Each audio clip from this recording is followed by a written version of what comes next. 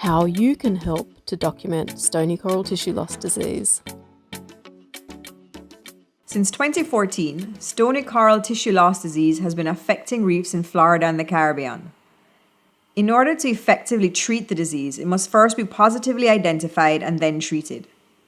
The use of videos and photos will help you determine whether or not stony coral tissue loss disease is present on your reefs, as well as whether or not your treatment methods have been successful. This video explains how to go about taking videos and photos and how they can help with disease identification and monitoring. Taking photos and videos of corals that you suspect are infected with the disease can help in two ways. First, one of the things that distinguishes stony coral tissue loss disease from most other coral diseases is how quickly it progresses. Entire coral colonies can be killed within a week to a couple of months, and it will spread rapidly across an entire reef area. To allow for accurate disease identification, you need to create a set of time series photos. Go back repeatedly over the course of a month and document any suspicious corals and changes in the appearance of those corals.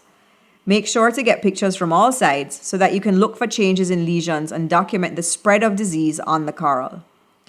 Taking the photographs from the same distance and angles each time you go back, as well as consistently adding a centimeter scale or a reference object that you know the size of to each picture, will help you better document the progression of the disease.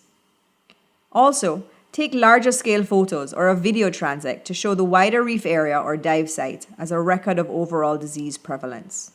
This will help you distinguish stony coral tissue loss disease from other coral diseases, since in the initial stages it can look like some other diseases, like white plague or Caribbean yellow blotch disease. It can also be confused with physical damage and natural events such as predation and coral bleaching, which is common in late summer and fall. Seeing how quickly the disease spreads may help you determine if stony coral tissue loss disease is present, since the progression of most other diseases is much slower. Once you have multiple photos of the same coral, you can then submit them for side-by-side comparison.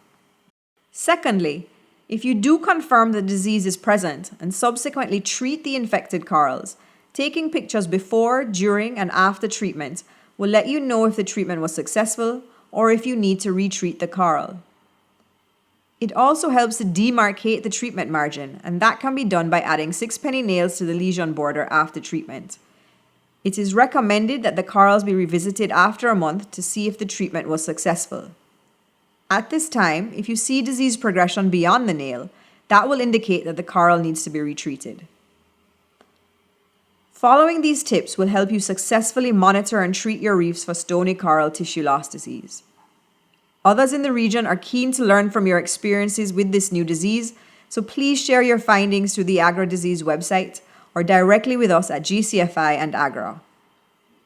For more information, please go to the Coral Disease page on GCFI's website at this link, or go to the Coral Disease page on Agra's website at this link.